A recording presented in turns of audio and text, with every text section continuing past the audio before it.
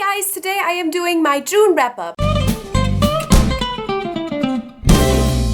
I'm just gonna mention it once right now because I know I keep talking about it every time I'm in that state. I have been sick for the past few days and I'm just kind of getting better. So, you know, if I sound weird or something like that, that is why. And this concludes me talking about me being sick. Okay, let's get into the books. So I read 6 books this month and it's crazy. It's a little crazy. I'm so happy, especially because it's definitely quite the amount of pages as well. So yeah, 6 books to get through in this wrap up. So let's just get started. First this month I read The Inquisition by Taran Matharu. I really enjoyed this. I didn't think it was as good as the first book. There were some boring parts in the middle. It was just a bit slower pace, but I also felt like it was all basically necessary. I do feel like it was important for the story, but still I feel like this is a really good second installment and I still really like this trilogy and I can't wait for the final book. I gave The Inquisition 3.75 stars out of 5. Next I finished Vinegar Girl by I think Ann Tyler. I didn't write the name down, sorry. And this was a book that I received through NetGalley and I did not do a complete review on it because I just didn't have many thoughts on this. I did do a Goodreads review, but I just didn't really have enough to say for a video because while I thought this book was really enjoyable and it was a quick read, I just didn't really have any strong emotions towards it. I just read it and I finished it and I was like, okay, it just wasn't really something I was invested in, but still definitely a fun story to read. The characters were super unlikable in this book and this was one of the cases where I really enjoyed that. I felt like the unlikable characters worked really well in this book. The character development of the main character was also really interesting, but I felt like in the end it was kind of senseless. The ending came super unexpected and also I felt like the epilogue was kind of dumb. I feel like the book would have been way better if we had no epilogue and the ending a bit more open. The epilogue made it feel really weird to me. I definitely say that if you're interested in retellings, Shakespeare retellings, you know, retellings of classics, if you like the movie 10 Things I Hate About You, I can definitely recommend Vinegar Girl. It is a really cool retelling. I gave it 3 out of 5 stars. Next I've read one of my most anticipated releases of the year and that was This Savage Song by Victoria Schwab. And you guys, are you surprised? I absolutely loved this. It was so good and I don't want to say much right now. I wrote a really detailed Goodreads review that I feel super proud of. I felt like I was really able to put all of my thoughts into this review. So I'm going to leave that link in the description because I just really want you to have like my full thoughts on this book and really read what I felt on this one. But just talking about the reading experience, this was so great. It had the kind of feeling of a Victoria Schwab book, like I felt home and really happy right away, but also it felt really different in some of the writing style. It was just so amazing to me and I had a little moment after I finished it where I just this is kind of awkward to tell, but I just lay down on the floor when I read like the last few minutes of it, and after I finished and realized that I loved it, I had a little cry. I had a little cry because it's so amazing to me what Victoria Schwab can do to me with every single book. It blew my mind in that moment and it's just really great. Just to mention, one of the aspects I think I loved most about this book was the way that Victoria Schwab wrote friendship in this one. She mentioned before that there is going to be a kind of Romeo and Juliet thing in this, but without the romance. You know, I love romance. So I was like, I would have loved some romance. I don't care about it.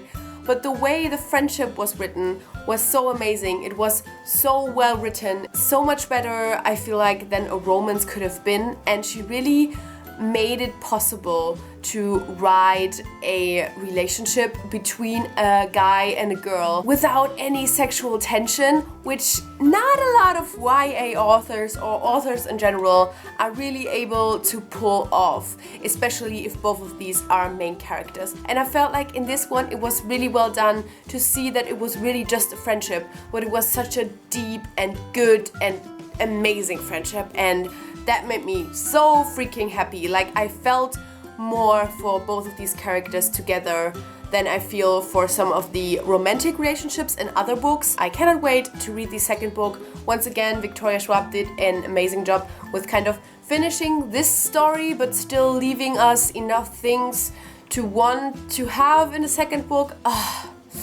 Just Victoria Schwab is my favorite person on earth right now. I just cannot. I obviously gave this Savage Song 5 out of 5 stars. Whoo, surprise. It is, by the way, the first book after A Gathering of Shadows that made it onto my favorite list of 2016. So if that doesn't tell you enough about how much I love Victoria Schwab, then I don't know what does. Next, I finished my most disappointing read this month and probably this year, because I definitely anticipated it and I just didn't think it was well done.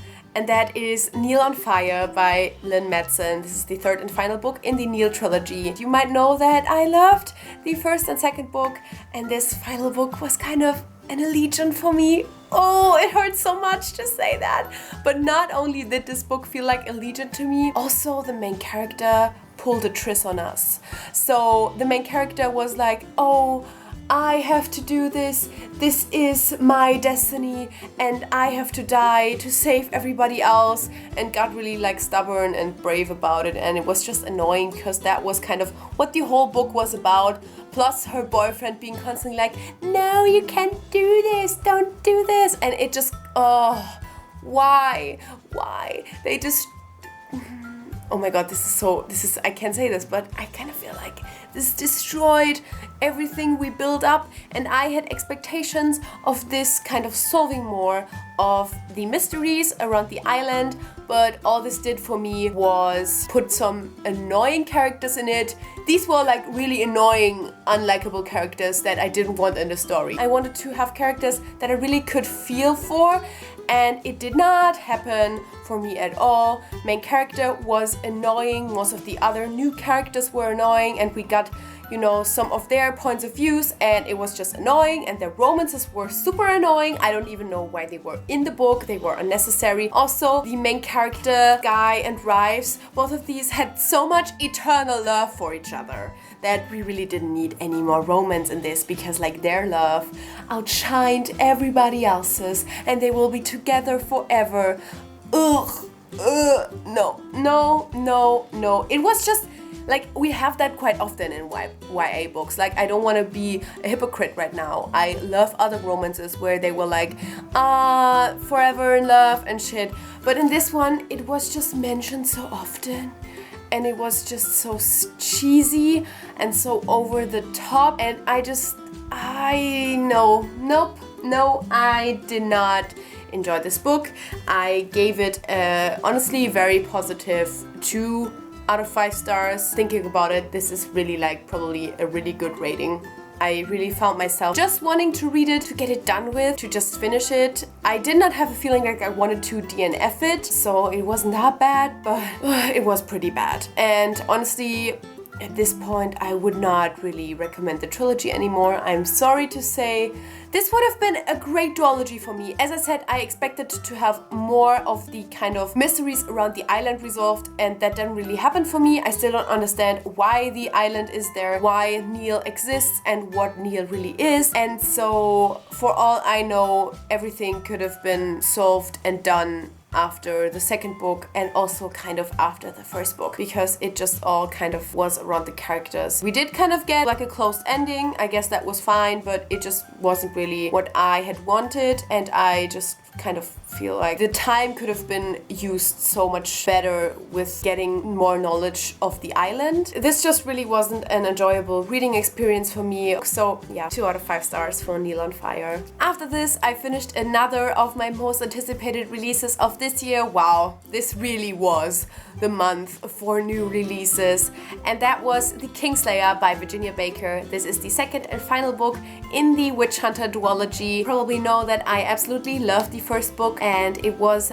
one of my favorite books of 2015. I love the Kingslayer. I didn't love it as much as the Witch Hunter, but I still really loved it. I felt like it was so well done. I thought the ending was great. Like really, I felt so sad to see this story come to an end, but I felt so satisfied with the ending that we got that I just really was more happy than anything to kind of finish this.